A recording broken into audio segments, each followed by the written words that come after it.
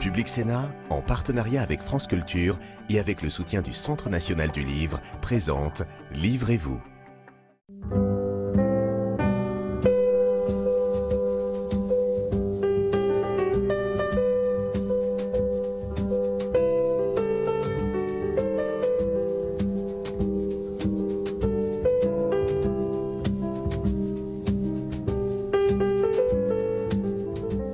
Bonjour et bienvenue dans Livrez-vous qui vous emmène cette semaine du côté de la fabrique des images. Les images qui vous accompagnent au quotidien, celles qui vous plaisent, celles qui vous aident à vivre, celles qui vous blessent aussi et qui peuvent parfois vous faire pleurer et parfois vous consoler. Œuvres d'art mais aussi télévision, photographie, métaphores littéraires, les images sont partout. Mais que disent-elles de notre rapport au monde ? Pour répondre à cette question passionnante, j'ai le plaisir aujourd'hui de recevoir un philosophe et historien de l'art qui analyse les images et une auteure-compositrice parolière et interprète. La chanteuse Kerenan vient de réaliser Bleu au féminin, c'est le titre de son 8e album et elle nous rejoindra en deuxième partie d'émission. Pour l'heure, j'ai le grand plaisir d'accueillir l'auteur qui s'intéresse à tout, le philosophe des images, l'historien de l'art qui fait voler en éclats les frontières. Bonjour Georges Didier Huberman. Bonjour Adèle. Je ne sais pas comment vous présenter, car je ne sais pas vraiment quel est votre métier, philosophe, historien de l'art. Vous travaillez sur tellement de sujets. Philosophe, historien de l'art, ce sont mes études. Simplement, ça a évolué. Je dirais qu'aujourd'hui, que je suis un anthropologue de l'image et de l'imagination. Je dirais peut-être ça. Ça veut dire que vous réfléchissez à l'homme à travers l'image ? Vous venez de dire rapport au monde. Je suis complètement d'accord avec vous, mais vous savez bien, en tant que vous êtes philosophe, vous savez bien que dans la tradition platonicienne, les images sont des mensonges du monde. Alors, on va y venir dans un instant. Voilà, donc, Vous faites paraître Désirer, désobéir, ce qui nous soulève aux éditions de Minuit et Ninfa Dolorosa, essai sur la mémoire d'un geste aux éditions Gallimard. Vous avez écrit sur beaucoup de thèmes, je le disais, sur l'image bien sûr, mais aussi sur le regard, sur le geste, la sculpture, l'histoire, l'hystérie, la danse. Et même quand vous ne parlez pas de l'image, en fait, vous ramenez votre analyse à l'image. Pourquoi cet intérêt, voire cette obsession pour l'image? Comme Baudelaire. C'est-à-dire? Mon unique passion. Ah, c'est une passion, l'image? C'est une passion, bien sûr. Au départ, c'est une passion. Mais je dis comme Baudelaire, c'est-à-dire, en fait, je dis comme les gamins, comme les enfants. Moi-même, quand je vais acheter un livre de Heidegger dans une librairie, je regarde d'abord s'il y a des images. Donc, j'aime les livres d'images, j'aime les images. Oui, voilà. Et je m'interroge sur les images, comme vous l'avez dit au début, pourquoi c'est le pire quelquefois et pourquoi ça peut être le meilleur aussi. Voilà. Ça veut dire que l'image est toujours paradoxale? Alors moi je dirais plutôt les images, parce que l'image, on peut pas... J'ai jamais réussi, et ceux qui ont essayé de trouver un concept général de l'image, ça marche jamais. Non, image, ouais. Tout simplement parce que les images, c'est des valeurs d'usage. Il y a des images immondes, on le sait très bien, on est étouffé d'images, on en a marre des images, il y a des images partout, et puis il y a des images qui sont... C'est un peu ce que vous avez dit au début, ça nous aide à vivre. Il y a d'ailleurs le grand philosophe du langage, c'est-à-dire Wittgenstein. J'ai lu il y a 2 jours une petite phrase de lui, il dit « La mauvaise image nous perd complètement, mais la bonne image nous aide, porte secours. » La bonne image nous aide. Alors, on va essayer de prendre un cas particulier pour comprendre la manière que vous avez procédé pour définir ce qu'est une image, non pas l'image. Nous sommes ici face à face, en chair et en os, sur un plateau télévisé dans l'annexe de la bibliothèque du Sénat. Il y a une équipe technique autour de nous. Et les téléspectateurs nous regardent de l'autre côté de l'écran. Quel type d'image est-ce, l'image télévisuelle? Eh bien là non plus, je dirais que c'est jamais la même chose. Si on m'avait invité sur un plateau, je ne serais pas venu. Et moi, je ne considère pas cet endroit comme un plateau. D'abord, j'aime beaucoup le face-à-face très simple. On dialogue, il n'y a pas 36 personnes qui vont donner leur avis pendant 2 secondes. Puis, ce n'est pas un plateau, c'est une magnifique bibliothèque. C'est un endroit plein de vrais livres. Donc, si vous voulez, moi, je ne considère pas ça comme un plateau, puisque ça, c'est une table, ce n'est pas un plateau. Et ça, c'est pas un plateau, c'est une bibliothèque. Mais c'est quand même la télévision. Ceux qui nous regardent nous voient à travers un écran. Mais la télévision n'a rien de mal. Ce qui souvent ne va pas du tout, c'est justement la notion de plateau. Ah, c'est ça. À mon avis, oui. Je déteste cette idée de plateau. Et vous trouvez qu'on vit dans une époque saturée d'images, c'est ce que vous dites avec la multiplication des écrans? Ah ben ça, tout le monde le dit. Ouais. Je fais partie des gens qui le disent aussi. Oui, oui, on sent bien qu'il y a une saturation d'images. Mais on est saturé de langage. Oui, c'est ça. C'est Oui, qu'on alors, est saturé de plein d'autres choses. Est-ce qu'il faut jeter Arthur Rimbaud pour autant? Pas du tout. Non, non, il faut choisir ses langages et donc il faut aussi choisir ses images. Mais l'image est aussi un langage. C'est-à-dire que c'est quelque chose au service d'une idée, d'un fond, ou c'est en soi, c'est un matériau, c'est un moyen, ou c'est une fin en soi, l'image? Alors, si je parlais tout à l'heure d'anthropologie, c'est qu'entre le langage et l'image, il y a une unité absolue. Les gens qui veulent savoir qu'est-ce qui est premier, le langage, ou qu'est-ce qui est... Non, ça ne marche pas. Une image est toujours accompagnée de langage, et le langage est toujours imagé quelque part. Parfois, le langage nuit à l'image ou peut en révéler un aspect polémique. On va prendre un autre exemple particulier. Oui. Une polémique qui était liée à une exposition Mémoire des camps, intitulée Images malgré tout, pour laquelle le commissaire d'exposition Clément Chéroux vous avait demandé d'écrire sur 4 photographies. Alors, ce n'était pas n'importe quelle photographie, c'était des photos prises clandestinement à Auschwitz-Birkenau par des Sonderkommandos. C'est des juifs qui étaient contraints de travailler pour les nazis, souvent de manipuler les cadavres. Et ils ont pris quelques photos, donc clandestinement. On peut les voir, ces photos. On voit, il faut s'approcher de près pour voir ce qu'il y a, mais on voit quelque chose.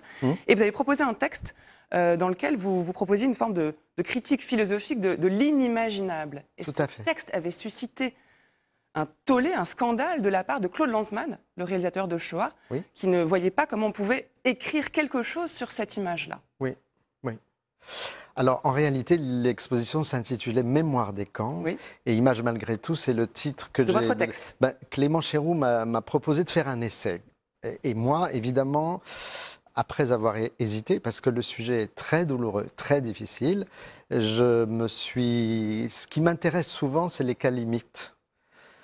C'est-à-dire les images les plus diaphanes, ou alors les images les plus réalistes, ou alors les images... Et là, dans ce cas-là, ce sont des images extrêmes, parce que c'est, à notre connaissance aujourd'hui, les seules images prises par les prisonniers d'Auschwitz de l'extermination par les gaz. Donc, ce sont des images de la Shoah. Et alors, il était commun de dire que la Shoah était inimaginable. Donc, il y a eu un débat philosophique intéressant. Passionnant même. Oui, oui, tout à fait.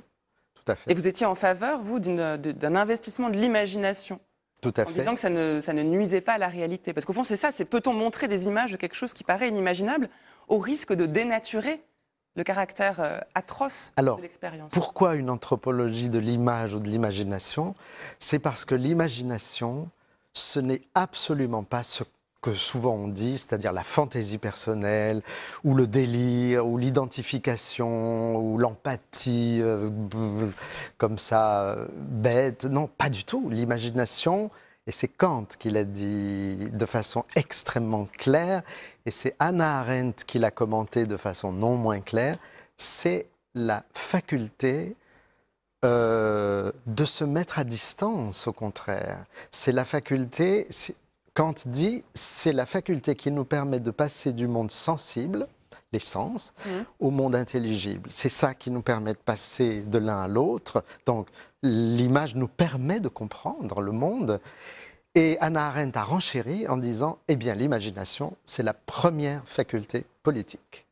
Pourquoi? Pourquoi? Parce que si je veux faire de la politique, il faut d'abord que je m'imagine dans la position éventuellement de mon adversaire. Il ne faut pas que je sois complètement... Si je suis complètement dans ma position, si je n'arrive pas à imaginer ce que dit l'autre, ce que pense l'autre, ce que ferait l'autre, je ne fais pas de politique. Donc c'est un signe d'intelligence, l'imagination. L'imagination, c'est... Mais vous l'avez bien dit au début, c'est une façon d'avoir un certain rapport au monde. Mais bien sûr, c'est un rapport qui n'est pas ni conceptuel, ni dogmatique, ça flotte. Hein, les images, ça vous fuit entre les doigts. C'est difficile, mais on vit avec ça. Tout le monde vit d'images. Toute la nuit, on se fait des images dans les rêves. Quand on emploie une expression imagée, on fait une image. Quand on fait un tableau, on fait une image. Quand on fait une photo, on fait une image, etc., etc., etc. C'est-à-dire que même quand on ferme les yeux, on ne fuit pas l'image, puisqu'il y a nos propres images qui viennent. On ne peut pas détourner le regard. Mais quand vous fermez les yeux, il se passe quelque chose de visuel. Il y a des gens qui ont essayé de représenter ce qui se passe quand on ferme les yeux. Ou quand vous marchez dans la nuit, c'est un événement visuel. Il y a des magnifiques pages de Merleau-Ponty là-dessus. Quand on marche dans la nuit, c'est un événement visuel. C'est pas de l'invisible, du tout, du tout. Du tout, du tout. Je demande souvent à mes invités quels sont les livres qui ont compté pour eux. Et d'ailleurs, à la fin de cette émission, comme tous mes invités, vous allez nous dire quels sont... Voilà, Ils sont là. vous en avez amené beaucoup. Non, j'en ai amené 3. Bon, vous nous direz tout à l'heure. J'aimerais vous poser la question concernant les images. Est-ce qu'il y a des images que vous avez vues ou que vous n'avez pas vues, que vous auriez aimé voir, qui ont fait ce que vous êtes aujourd'hui?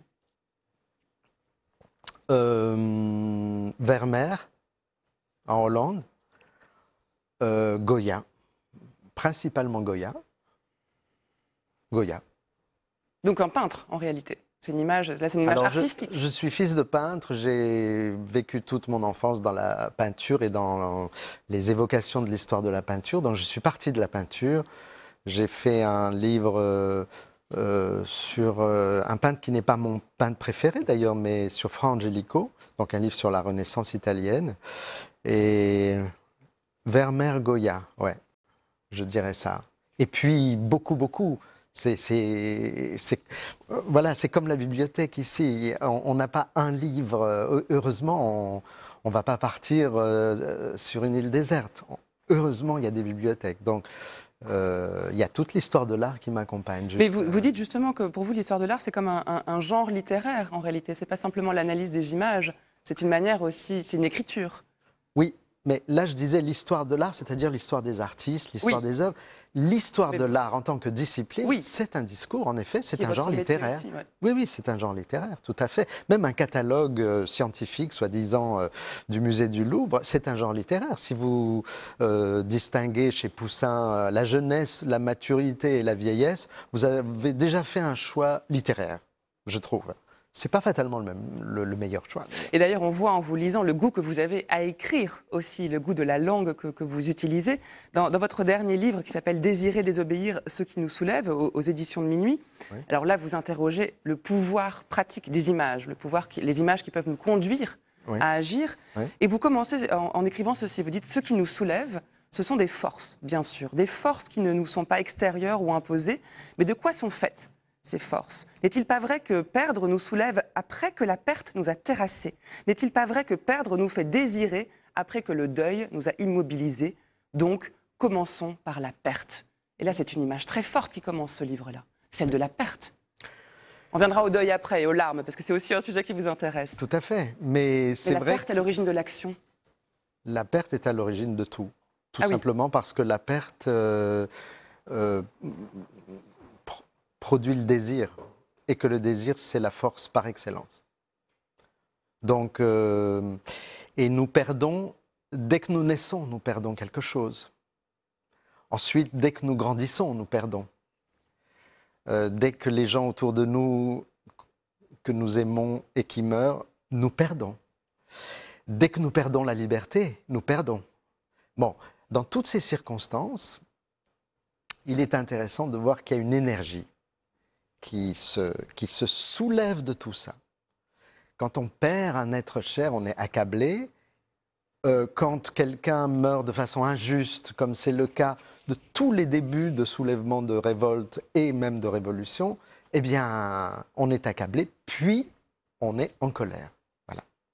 Donc, après avoir longtemps travaillé sur le thème de la lamentation, ce qui a donné le livre que vous avez là aussi sous les yeux de chez Gallimard, sur la Ninfa Dolorosa, sur la lamentation, je me suis dit que dans la lamentation, il y avait une énergie. Et ça s'observe, hein, quand on le voit, quand on observe presque ethnologiquement ce que c'est qu'une lamentation. Cette énergie, c'est une énergie de soulèvement. Alors, on reviendra sur la lamentation après, sur l'énergie de soulèvement. Si je vous dis, le fond de l'air est rouge, qu'est-ce que vous répondez ? Je réponds que celui qui a prononcé cette phrase et qui en a fait un film admirable, c'est-à-dire Chris Marker, c'est quelqu'un qui a beaucoup d'imagination. Et que l'imagination, dans ce cas-là, est une faculté où, premièrement, il fait du montage et du remontage, c'est-à-dire il y a ces montages extraordinaires entre les scènes du cuirassé Potemkin d'Eisenstein et des plans documentaires qui lui sont contemporains. Il arrive à faire Donc l'imagination remonte, vous remontez les choses. Ensuite, l'imagination donne une sorte d'atmosphère générale. Et alors quelqu'un qui est capable de dire le fond de l'air est rouge, ou comme avant lui Ernst Bloch, que j'adore, disait nous avons des rêves rouges, eh ben voilà, c'est quelqu'un qui est capable d'imaginer une colorisation, une atmosphérisation de ce qui est dans notre tête et de ce qui nous pousse à agir. On regarde un extrait? Avec joie. Le fond de l'air est rouge, Chris Marker, 1977. Très bien. Frère.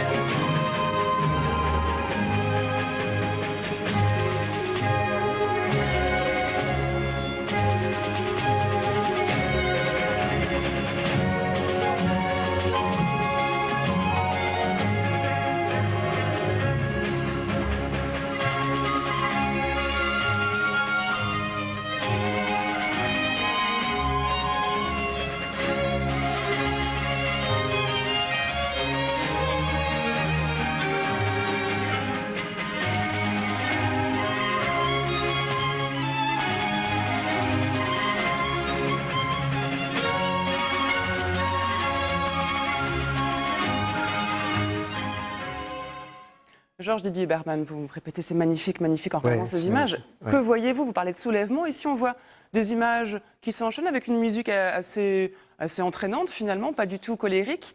On a vu un point levé, c'est vrai. Mais comment elles vous parlent, ces images, et pourquoi ce sont des images qui propicient au soulèvement? D'abord, c'est seulement le début du film. Hein. C'est un extrait du prologue. Oui, c'est le prologue. Ce qui est remarquable,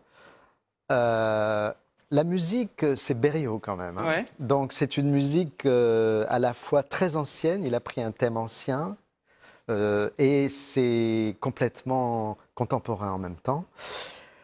Vous avez vu, les images sont colorisées, enfin elles sont teintées plutôt, pardon, elles ne sont pas colorisées, elles sont teintées, comme dans les films anciens.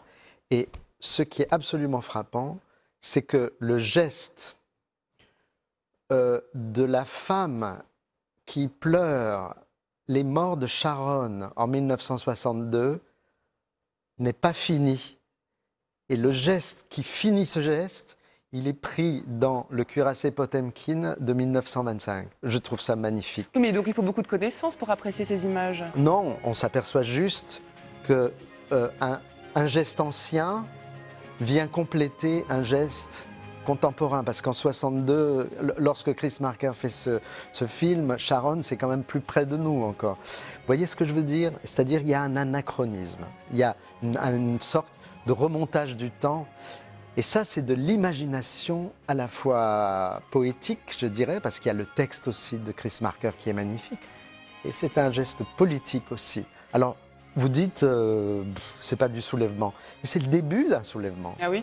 Et moi, ce qui m'intéressait dans ce livre, c'est de savoir comment naît un soulèvement, de quel geste à la fois corporel et psychique naît un soulèvement.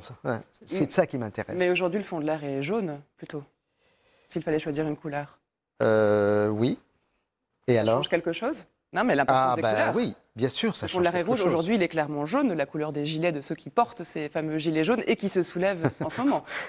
Moi, j'ai confiance au rouge. J'ai confiance à la couleur Préférez le rouge? Il y a beaucoup de choses à dire, mais le travail que j'ai essayé de faire est un travail historique. Hein. Donc, l'actualité, c'est très important. Nous vivons dans l'actualité. Il y a des gens qui travaillent dans l'inactualité. Vous savez bien, Nietzsche, tout ça. Il faut regarder l'actualité avec un œil inactuel. Donc, ne restons pas dans le jaune. Le rouge n'a pas cessé d'exister.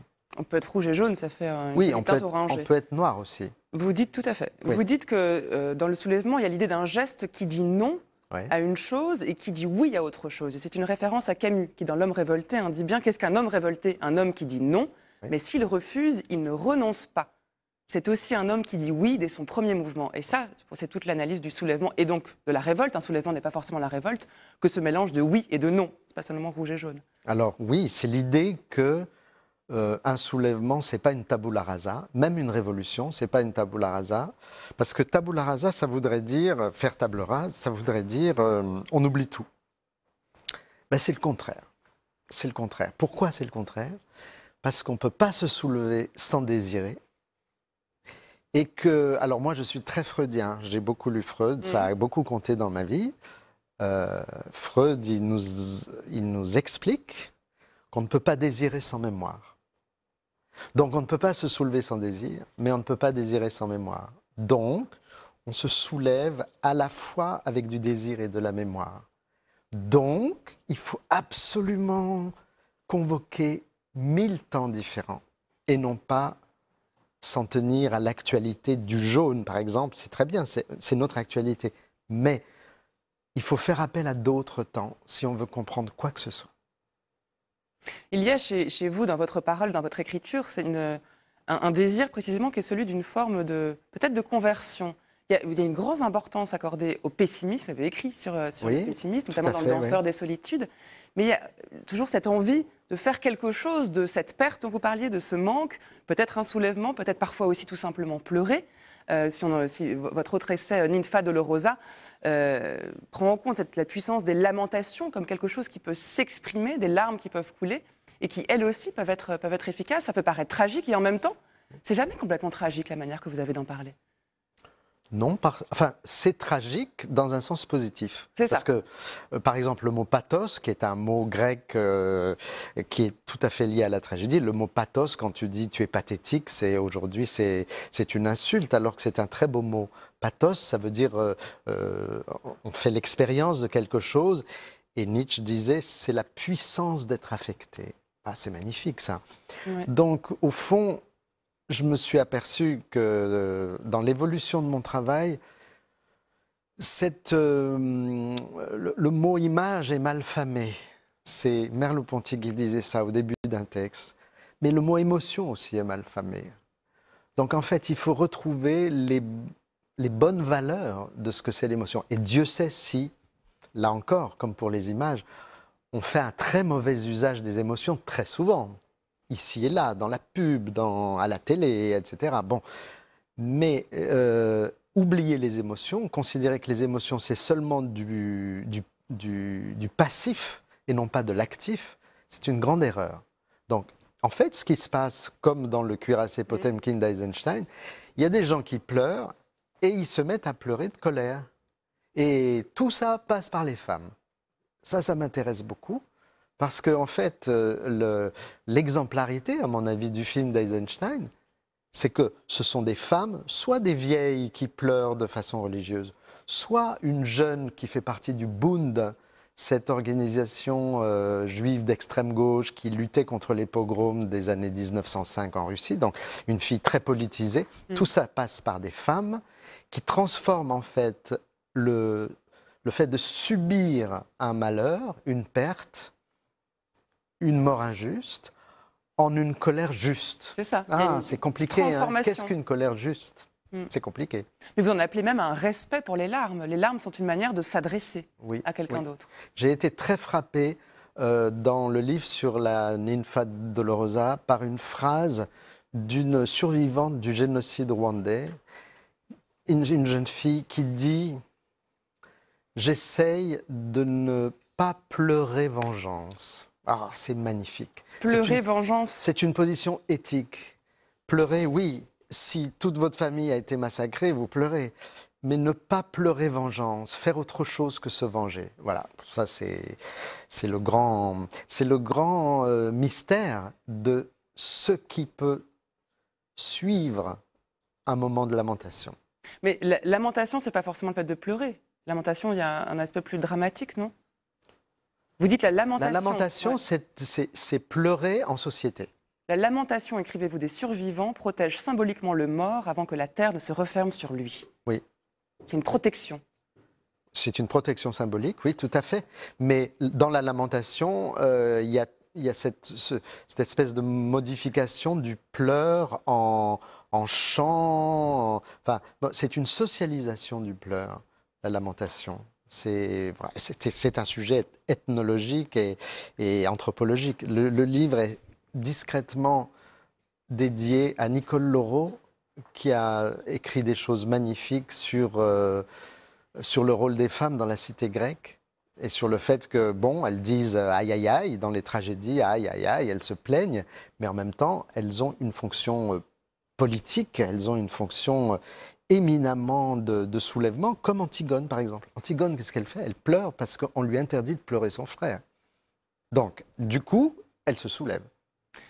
Les femmes, l'imagination, les larmes peut-être, la couleur aussi, autant de composantes qu'on va retrouver dans un instant Oui. avec la chanteuse Kerenan qui va nous rejoindre. Je vous propose de regarder un extrait de son dernier album Polydor Bleu, le clip de la chanson qui s'appelle Sous l'eau. C'est beau sous l'eau quand le soleil splendide se jette dans le vide, le son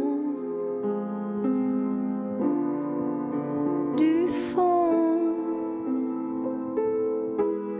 ravive dans le silence des vagues bleues immenses. Il me tue cet amour. Il me tue cet amour, il me tue cet amour. Bonjour Kerenan. Bonjour. Bienvenue dans Livrez-vous. Merci. Vous êtes auteure, compositrice, interprète, parolière, vous dites parolière? Oui, enfin, parolière, je ne sais pas, auteur, je dis en fait. Auteur, pour oui. les chansons, Vous oui. écrivez vos textes en tout cas. Oui. Vous réalisez aussi, vous avez réalisé ce clip. Oui. Ça vous fait quoi de vous voir à l'image?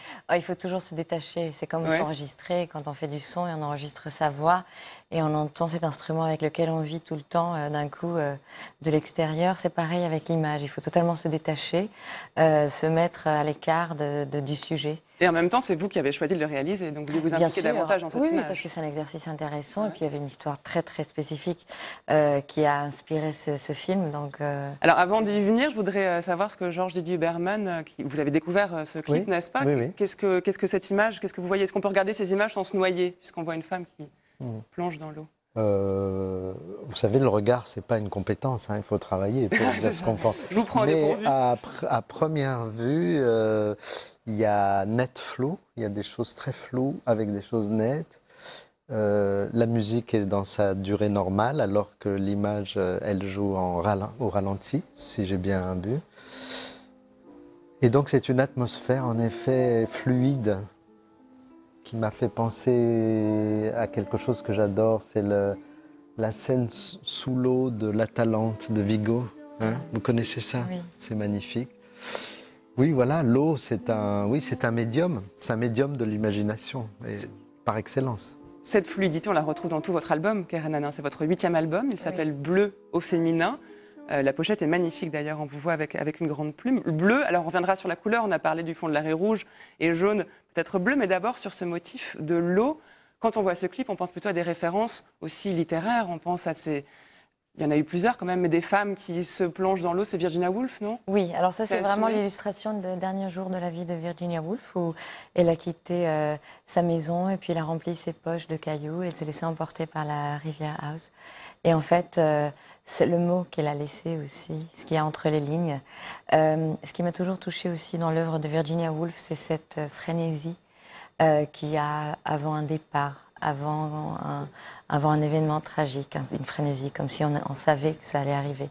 Et je voulais illustrer ça dans ce clip, c'est-à-dire qu'il y a le moment en intérieur, dans une habitation, dans une pièce vide, avec juste un instrument, donc en l'occurrence mon instrument avec lequel j'ai composé cette chanson, mais aussi ça aurait pu être un salon, mais assez vide, et la frénésie qu'on pouvait ressentir avant d'aller se jeter à l'eau. Parce que cette chanson, déjà à la base, et là, cette ambiguïté que j'aime beaucoup, vous parliez tout à l'heure de la perte. Et en fait, pour moi, cette ambiguïté entre... on ne sait pas si on parle d'une naissance sous l'eau ou d'une noyade sous l'eau. Et j'aime bien cette possibilité, quand on écrit des chansons, justement, de faire un parallèle entre deux choses assez extrêmes. Et je voulais l'illustrer en image. Et pour moi, cette sensation, elle existe énormément dans l'œuvre de Virginia Woolf. Oui. C'est pour ça que j'ai choisi vraiment la dernière pas heures, mais les dernières heures de sa vie pour Mais pour qu'est-ce que le clip. l'image vous apporte? Vous qui écrivez des textes, vous composez, vous faites déjà tout. Pourquoi le recours à l'image? Est-ce qu'il vous manquait quelque chose dans la chanson? Alors souvent, j'aime bien aussi aller dans la vision d'autres réalisateurs. Mais là, en l'occurrence, il y avait quelque chose de tellement précis et de tellement, il y avait une matière qui était déjà, qui avait une forme tellement précise pour moi que c'était difficile de le mettre dans les mains de quelqu'un d'autre. Il fallait que j'illustre l'histoire de cette chanson. Vous dites, Georgie Duberman, que vous parlez de l'artiste des traumas aujourd'hui. Vous dites que l'artiste d'aujourd'hui serait moins le peintre de son histoire que l'ethnographe de ses traumas. Peut-être éclairez-nous sur ce que vous vouliez dire. Il me semble que ça s'applique assez bien à l'œuvre de Kerenan, y compris dans les albums précédents. S'agissant de Virginia Woolf, oui, je comprends très bien. Bien que moi j'ai parlé de ça sur des motifs beaucoup plus durs, la guerre, la politique, etc. Mais alors ce qui me frappait en vous écoutant, je ne savais pas que c'était lié à Virginia Woolf, mais alors ça m'a fait penser à autre chose qui est proche. C'est Alice au Pays des Merveilles qui pleure. Et puis par cet effet justement de métamorphose que rend possible le travail de l'image, eh bien elle se noie dans ses larmes. Enfin, en tout cas, elle nage dans ses larmes, elle risque de se noyer dans ses larmes. C'est assez proche de... En tout cas, c'est des images qui me parlent beaucoup. Il y a même un titre qui s'appelle Nager la nuit dans l'album.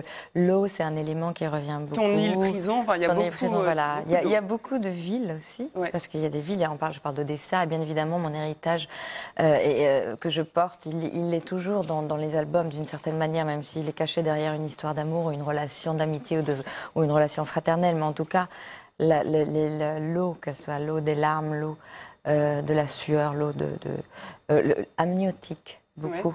Elle existe dans cette eau-là, qui est illustrée dans cet album. En tout cas, dans ce chapitre-là, l'eau, elle prend cette forme-là. Vous disiez la perte est importante pour vous, c'est ce que vous affirmiez. Si on reprend l'histoire de vos albums, ils sont à chaque fois liés à un événement important de votre vie. En fait, c'est peut-être plusieurs événements et à chaque fois, il y a un autre événement qui se rajoute. Et bien sûr, je dirais, j'ai pas encore fait un album de maternité alors que je sens que le fait d'être mère existe entre les lignes toujours. Je parle souvent du fait que mon père est mort dans mes bras et de l'euphorie qui est liée à la mort, l'euphorie triste, mais c'est pas forcément une euphorie ou peut-être qu'on peut aussi comparer à une frénésie.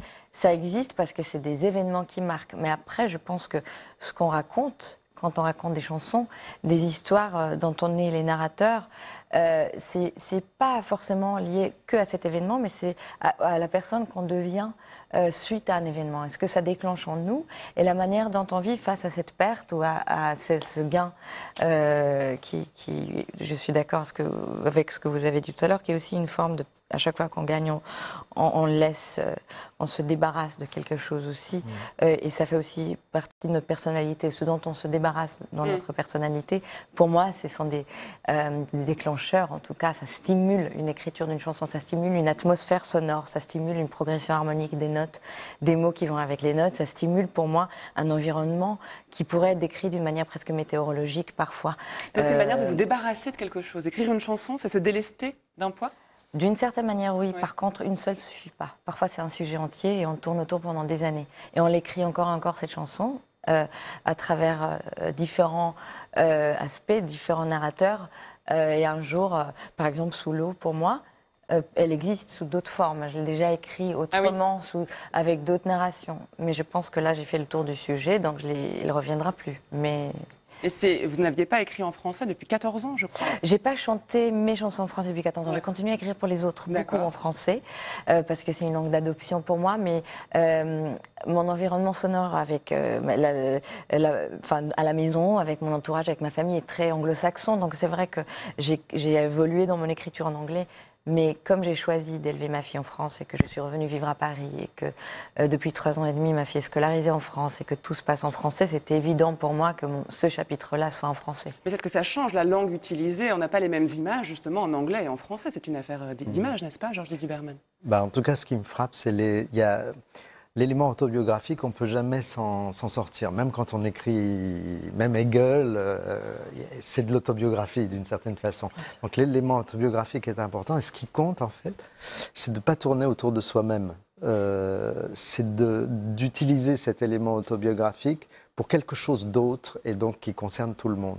Et alors je trouve intéressant que vous passiez par le médium d'un élément comme l'eau, parce que l'eau c'est impersonnel. Voilà, c'est ce mélange d'autobiographie et quelque chose d'impersonnel qui nous arrive, ça je trouve qui ça nous intéressant. lie énormément, Oui. et puis qui lave, qui régénère toute forme d'eau. Je reviens à l'eau amniotique parce que je pense que c'est quelque chose qui est très très ressenti, surtout quand on parle de l'eau en forme de chanson. On peut le décrire avec une progression d'accords. On peut mettre des accords mineurs pour raconter l'eau et on saura que c'est une eau trouble. Après, on peut la rendre glacée avec une autre harmonie. On a vraiment cette possibilité. On peut illustrer, c'est presque de la peinture, en mélangeant des instruments, des hautbois, des cordes, des pianos, des guitares, des basses. On peut utiliser des fréquences, comme on utilise de la peinture pour raconter l'eau. Et ça, c'est quelque chose qui m'intéresse énormément dans le son en général. Et c'est pour ça aussi que je trouve que quand on a la chance de faire... Enfin, moi, je suis vraiment une amoureuse de mon métier, ça me remplit. L'écriture de chansons, pour moi, ça me satisfait même plus que quand j'ai la chance de travailler sur une musique de film ou quelque chose. C'est d'autres médiums très, très beaux pour s'exprimer, mais la chanson, c'est quelque chose de complet. Justement à cause de cette histoire d'harmonie et de fréquence et de mots et de tons. Et dans Bleu, il faut entendre une référence au blues, Oui, totalement. au féminin, puisque c'est bleu au féminin. Oui, enfin déjà, bleu au féminin, c'est tellement beau en français qu'on peut se permettre d'avoir, c'est pas toutes les couleurs déjà, et ça fait partie de ces mots Oui, qui toutes les existent couleurs au n'ont pas un féminin, c'est voilà. vrai. Ouais. Et je trouve que c'est un mot exceptionnel quand il est au féminin, parce que justement le blues... Le bleu au féminin, je pense que c'est moins la couleur, c'est plus la sensation du bleu. C'est pour ça que j'ai choisi que tout soit en noir et blanc autour de ça. Oui, Il y a paradoxalement, aucune, oui. oui. Mais c'est quoi la sensation du bleu? C'est la sensation, il y a quelque chose qui vient du feu, c'est éternel, c'est Oui, c'est vrai que le feu, on s'attendrait à la ouais. mer. oui. Incroyable. Mais la flamme est bleue. Oui, le feu, l'éternel est bleu. On dit que le bleu est plutôt froid et que le rouge est chaud, mais moi je pense que le bleu c'est quelque chose de chaud, ça peut brûler, le froid du bleu peut brûler, comme le feu, et puis l'eau aussi. C'est une sensation, le bleu. Et le bleu féminin, au féminin, c'est encore une sensation plus extrême. Georges Didier Berman? Alors, il y a une histoire symbolique des couleurs, tout ce oui. que vous voudrez, mais là, ce qu'elle dit, c'est qu'en fait, la couleur, c'est un élément psychique. Donc, pour elle, le bleu, c'est la flamme, ce qui ne serait pas ma propre sensation. C'est subjectif. Oui, voilà, mais c'est ça. Oui. On donne une atmosphère psychique à tout ce qu'on voit. Et quand on donne une atmosphère psychique, comme vous le faites, bah, c'est ça l'imagination. Oui, vous disiez de l'importance du pathos, justement, de ce qui nous constitue. Votre travail est aussi extrêmement nourri de références, pas au sens scolaire du terme, mais vraiment nourri de citations d'auteurs littéraires. On sent que vous êtes une lectrice qui puisait aussi dans vos lectures. Pour écrire. En fait, c'est vraiment un accompagnement très fort pour moi de rentrer, surtout l'écriture en narration, parce que les songwriters, en tout cas qui étaient mes grands professeurs, que je raconte souvent, ça peut, en français bien évidemment, je reviens toujours à Gainsbourg et à Françoise Hardy et à Bourvil et à Trenet, mais c'est vrai que dans mon adolescence, c'était beaucoup Bob Dylan et Bruce Springsteen et Leonard Cohen et Billie Holiday et Chet Baker et Joni Mitchell. En tout cas, la manière dont ils étaient narrateurs, c'est très très littéraire. Bob Dylan a reçu le prix Nobel de littérature d'ailleurs. Bien sûr, et je trouve que c'est totalement mérité. Et je retrouve ça chez Bruno Schulz, je retrouve ça chez Murakami, je retrouve ça justement chez Sylvia Plath, chez Virginia Woolf. Je reviens à elle souvent parce que je trouve que il y a quelque chose de très très musical dans ces. Vous avez parlé de ce côté psychique qui pour moi peut être traduit aussi dans la littérature à des événements très pragmatiques finalement. C'est-à-dire que parfois ça se passe par rapport à des gestes que quelqu'un fait en continu et on rentre petit à petit dans sa vie et dans ses choix et dans sa vision. Et c'est l'écrivain qui nous donne cette opportunité. Alors quels sont les écrivains qui vous inspirent particulièrement en dehors de Virginia Woolf? Ah mais ça va, c'est très éclectique. Ça va Fitzgerald, Hemingway d'un côté et puis aujourd'hui, par exemple, je vais vous raconter, il y a des histoires courtes, notamment de Murakami, qui s'appelle un qui est assez récent, qui s'appelle Des hommes sans femmes. Oui. c'est des histoires courtes qui, pour moi, pourraient être des chansons de Bob Dylan. On apprend à connaître la femme à travers les yeux de l'homme dans ces personnages qu'il raconte. Et je trouve que quand on écrit des chansons, on a cette opportunité d'être narrateur, comme ces personnages, de les ressentir. Ce qui est beau aussi, quand on rentre dans un personnage à travers un livre, qu'il soit biographique, parce que j'aime les biographies aussi, ou qu'il soit fictif, c'est que on peut, avec énormément de réserve et de respect et un non-jugement vers le personnage, on peut savoir tout sur lui, sur elle. On peut être dans ses vêtements, dans ses sous-vêtements, mais on a énormément de respect. C'est comme si on n'y touchait pas. Et cette proximité à la fois et cette distance qu'on peut avoir à travers justement les histoires, les vagues de Virginia Woolf, il y a plein de caractères comme ça. Les personnages de romans qui comptent pour vous, Georges Berman, quels sont-ils? Oh là là, c'est une question compliquée. Parce que je parlais beaucoup de philosophie, d'histoire de l'art. J'ai un rapport compliqué avec le roman. Ah oui? Oui. Vous boudez le roman? Peut-être un peu pour la raison que c'est le genre dominant et que très souvent le roman prend la forme de l'histoire d'un seul personnage qui vaut pour l'auteur. J'aime beaucoup, je lis beaucoup plus de la poésie, et si vous me parliez d'un personnage, alors je dirais Joseph K. Ça, évidemment. Celui qui se réveille un matin et qui est jugé sans savoir le mal qu'il a commis. En particulier, mais oui, voilà, le Joseph K. ou le Franz Kafka en général, bien sûr. Sur la dimension de la subversion dont on parlait tout à l'heure, on parlait du fond de l'air qui serait peut-être jaune. Cette dimension de subversion, on l'associe généralement en musique au rock ou à des formes musicales qui seraient davantage subversives. Votre musique, et encore plus dans cet album, est davantage peut-être dans une contemplation, dans un calme qui ne paraît pas propice à la subversion. Mais si on écoute Georges Berman, au contraire, tout vient de là. Est-ce que vous êtes d'accord ? Je pense que c'est vraiment des périodes de vie, parce que j'ai eu des périodes où j'avais envie de toucher la musique électronique, où j'avais envie de faire du rock, et j'étais très très inspirée par parce que dans le rock, on retrouve aussi des auteurs hors pair, et dans toute forme d'expression. Je pense que là, j'avais besoin de organique. Même les choix d'enregistrement et sonores que j'ai faits, d'instruments, qui illustre, c'est des choses organiques. C'était un besoin presque physiologique. J'avais besoin de ces sons-là. J'avais besoin de cette forme de compression, cette forme de pièce qu'on entend sur l'enregistrement, le bois de la pièce, le piano, comment il est, qu'on comprenne presque à quelle hauteur est le plafond, là où la chanson se passe et les instruments sont enregistrés. J'en avais besoin. Mais je comprends aussi qu'à d'autres moments dans une vie, on a besoin de quelque chose de plus rock et de plus où on noie certaines choses et on laisse de la place à d'autres fréquences. Je comprends cette... Moi, je trouve que souvent, les musiques les plus subversives sont d'abord les musiques minoritaires. Par exemple, le blues a été minoritaire, le flamenco est minoritaire, c'est les gitans, le rebetiko en Grèce est minoritaire. Et c'est des musiques qui sont à la fois des musiques où d'une certaine manière, on se lamente, aïe.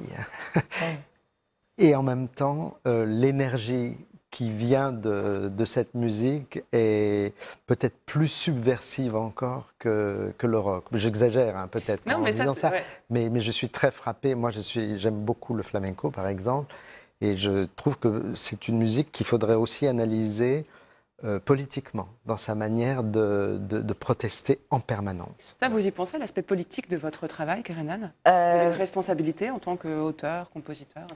J'ai une responsabilité autant que quelqu'un qui a une voix et qui a peut-être des personnes qui écoutent ce que je dis. Donc oui, j'ai une responsabilité d'avoir un avis, d'avoir une opinion, de la donner et de prendre parti quand il faut. Et ça, vous le faites ? Oui. Là, pour les Gilets jaunes, vous avez donné votre avis ? Oui, oui. Et puis, je donne mon avis. Après, et puis aussi, j'ai un héritage. Dans mon ADN, je porte quand même plein de choses. C'est-à-dire, je suis d'origine, du côté de mon père, juive du côté de ma mère. Ma mère vient d'une famille catholique qui a énormément souffert pendant la Deuxième Guerre mondiale, puisqu'ils cachaient des juifs dans la cave. Donc des deux côtés, j'ai la Shoah à plein pot. C'est pas pour rien qu'il y a Odessa, Odyssée, et puis un départ, que ce soit Odessa, Kiev, que ce soit l'histoire. Enfin, on va pas rentrer dans l'histoire, mais mon père, l'histoire de son père, je porte un héritage. Je suis née en Israël, donc dans mon ADN, il y a déjà, avant même que je me présente, il faut que je me défende déjà. Donc forcément, j'ai un avis et je le donne. Pas quand c'est court et que je ne peux pas m'exprimer, mais quand j'ai la place pour m'exprimer, parce que je pense que c'est un luxe qu'on ne peut pas se permettre de ne pas avoir un avis. C'est ça, mais c'est la place que vous occupez qui vous donne la responsabilité de prendre parti. Oui, c'est pas dans votre travail. Ça l'est parfois entre les lignes, oui. Et parce que je sens aussi que dans les relations que je décris, que j'analyse pour mes chansons, que ce soit les relations fraternelles, par exemple, ton île prison, ça peut se passer dans un appartement, mais ça peut être totalement un territoire et deux peuples sur un seul territoire. C'est-à-dire qu'il y a toujours une ambiguïté qui m'intéresse dans l'écriture, parce que je pense que tout ce qui se passe d'un point de vue politique peut se passer entre quatre murs, entre deux personnes. Et ça, c'est la base de tout ce que je fais. Donc à partir du moment où je décris un conflit, un départ, un cœur brisé ou quelque chose dans la vie, dans une relation, c'est que c'est presque avec le livre des livres, c'est comme dans la Bible, c'est-à-dire que ça peut aussi être lu ou regardé dans la relation entre deux communautés. Vous voulez ajouter un mot, Georges-Didier Berman ? Par expérience, les gens les plus courageux que j'ai rencontrés, ils avaient une voix douce. Je n'en tirerai aucune conclusion, je laisserai le téléspectateur se faire un avis. Je vous ai demandé, comme à chacun de mes invités, de venir avec 3 livres qui ont compté pour vous, des livres de chevet, des livres que vous lisiez enfant, des livres qui traînaient par hasard au moment de partir. Quel a été votre choix littéraire, Georges-Didier Berman ? On va commencer par vous et on terminera avec elle. D'accord. Alors, d'abord, je ne sais pas par quoi commencer. Il y en a 4, mais en fait, il y a le dernier est le vôtre. Celui-là, on l'enlève. Ça compte pas. Bah si, justement. Alexander Kluge. C'est un cinéaste, c'est un vieux monsieur, c'est un cinéaste qui a été l'assistant de Fritz Lang, et c'est en même temps un philosophe qui a été l'assistant de Adorno. C'est pas mal. Et c'est un homme qui écrit ce qu'il appelle des contre-récits, et c'est extraordinaire. Chronique des sentiments. C'est le 2e volume, il y en aura encore plein. Il écrit beaucoup. Il est proche de Heiner Müller, de gens comme ça, de Heinz Enzberger, de Sebald, voilà. C'est ce qu'il appelle des contre-récits. Je trouve ça fantastique, donc je suis en train de le lire. Ça vient juste de paraître, Heiner Müller, Conversation. Heiner Müller, on ne le présente pas, j'espère que tout le monde le connaît. C'est un très grand dramaturge.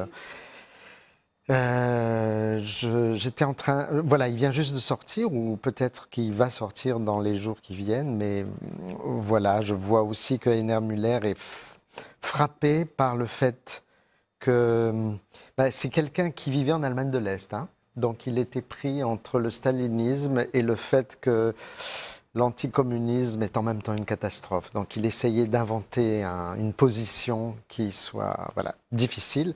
Et Ernst Bloch, alors ça, c'est quelqu'un sur lequel vraiment je travaille en ce moment.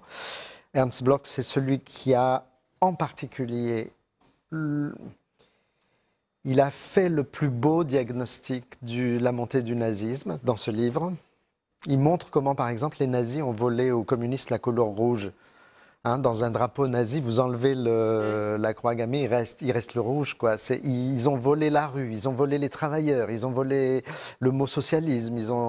Il montre comment l'extrême droite est une grande entreprise de vol des thèmes de la gauche, et c'est quelqu'un qui, en même temps, dans les temps extrêmement difficiles, il a dû s'exiler plusieurs fois, etc., il a inventé une philosophie de l'espérance. Alors, c'est un très, très grand bonhomme. Merci de nous en parler. Voilà. Une question, pourquoi vous gribouillez la tranche de vos livres ? Je fais ça depuis l'enfance. Voilà, je peux vous demander pourquoi ou c'est un toc ? C'est un ex-libris. Voilà. Kerenan, quels sont vos choix littéraires ? Alors, puisqu'on vient de parler, donc on est tous un peu... on revient toujours au même sujet. Donc, ça, c'est le cas, je vous le confirme dans chaque émission. Alors là, c'est The Street of Crocodiles, c'est la rue des crocodiles de Bruno Schulz. Ça, c'est des années, donc on parle d'illustration, parce que c'était aussi un grand illustrateur. Déjà l'histoire de Bruno Schulz, qui a été, entre guillemets, il a été pendant des années pour pouvoir continuer à écrire et à dessiner une fresque chez un nazi, il a été protégé, mais il a fini d'être assassiné par un autre nazi, parce que c'était le juif de quelqu'un qui a tué son juif à lui. Voilà, on est toujours le juif de quelqu'un à cette époque-là. Et donc, bon, en tout cas, lui, quand on parle de la Pologne, voilà, c'est des personnages que je connais, parce que j'en avais plein comme ça dans ma famille. Donc je me retrouve, j'ai l'impression de regarder comme un album de famille. Tête à tête, Simone de Beauvoir et Jean-Paul Sartre, pareil, c'est un échange incroyable. On peut apprendre à vivre en lisant ça. On peut apprendre beaucoup de choses. C'est vrai, c'est des leçons de vie? C'est des leçons des possibilités, de comment, en voulant être libre, on peut créer une formule qui nous convient par rapport à la vie commune, par rapport à comment aimer, qui choisir autour de soi, comment regarder l'autre. C'est un livre où il y a où on apprend beaucoup sur les relations. Et comme je suis un peu obsédée par les relations en général, ça m'a beaucoup appris ce livre, donc c'est un livre qui est important pour moi. Et ça, c'est un livre de Khaled Hosseini, 1000 soleils splendides. Et son style d'écriture, même si moi je lis la traduction, c'est tellement poétique et c'est tellement beau que dans chaque paragraphe, on pourrait prendre une phrase et en faire une chanson. Ouais. Bien, merci à tous les deux, merci beaucoup d'être venus aujourd'hui. Georges Didier Huberman, Désirer désobéir, ce qui nous soulève, se trouve aux éditions de Minuit. Ninfa Dolorosa, essai sur la mémoire d'un geste chez Gallimard. Kerenan, votre album vient de paraître, il s'appelle Bleu, il est chez Polydor. On se quitte comme chaque semaine avec une chanson, mais avant cela, je vous propose de découvrir un reportage en partenariat avec le CNL, un reportage au Festival des littératures Les mots du monde. C'était une cinquantaine d'invités et 24 nationalités différentes qui étaient réunis à Nantes sous la direction artistique d'Alain Mabankou. Voici un reportage de Fabien Recher. Alia est née à Kinshasa et débarque à Bruxelles avec sa famille. Dans une ville hostile, elle s'en sort grâce à la boxe. Devenue policière, elle est confrontée à la répression contre les migrants. C'est l'histoire que nous raconte Fury, le 6e roman de l'auteure polonaise Grażyna Plebanek. Aussi journaliste et boxeuse, elle était l'invitée du festival Atlantide, Les Voix du Monde. C'est vraiment un festival que j'aime bien. J'adore l'ambiance ici parce que ça me rassure que je ne suis pas assez bizarre. Parce que j'habite à Bruxelles, je viens de Pologne, j'ai écrit sur Congo. J'aime la Bretagne. Même si nous venons de continents différents, nous pouvons échanger des idées. Le Festival Atlantide, ce sont 3 jours de rencontres et de débats dans les halles du lieu unique de Nantes, sous la direction artistique d'Alain Mabankou. L'écrivain congolais a réuni des auteurs des 5 continents. Ce que nous avons voulu, c'est qu'en ramenant le monde à Nantes, il faut trouver des sujets de société ou des sujets contemporains, ce qu'on appelait les turbulences de la société contemporaine. On a parlé ici, on continue à en parler des migrations, des questions d'identité, la rélecture de l'histoire coloniale, notre passé, notre présent, notre futur. Regarder l'histoire coloniale en face, c'est ce à quoi nous invite Pascal Blanchard. L'historien a co-dirigé Sexe, Race et Colonie, 5 ans de travail, 97 auteurs et plus de 450 fonds d'archives consultés pour montrer la violence sexuelle à l'œuvre dans le colonialisme.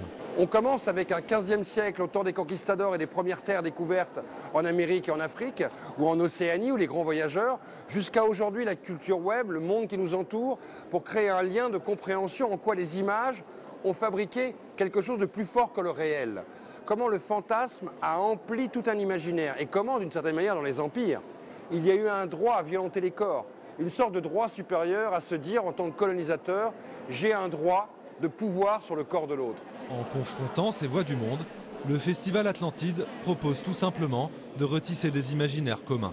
Cette fois-ci, on se quitte pour de bon. Kerenan et Georges Didier Huberman avec une chanson. Alors, on a puisé un peu dans vos inspirations et on essaie de se protéger soit du pessimisme, soit des larmes, même si ça fait du bien de les sortir. On se met à l'abri de l'orage. Shelter from the Storm de Bob Dylan. Merveilleux.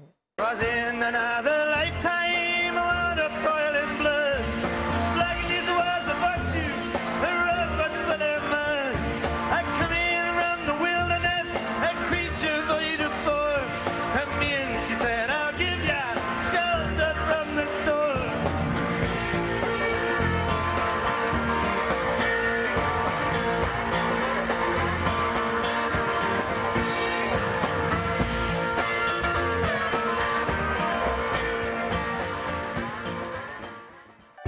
Public Sénat, en partenariat avec France Culture et avec le soutien du Centre national du livre, vous a présenté Livrez-vous.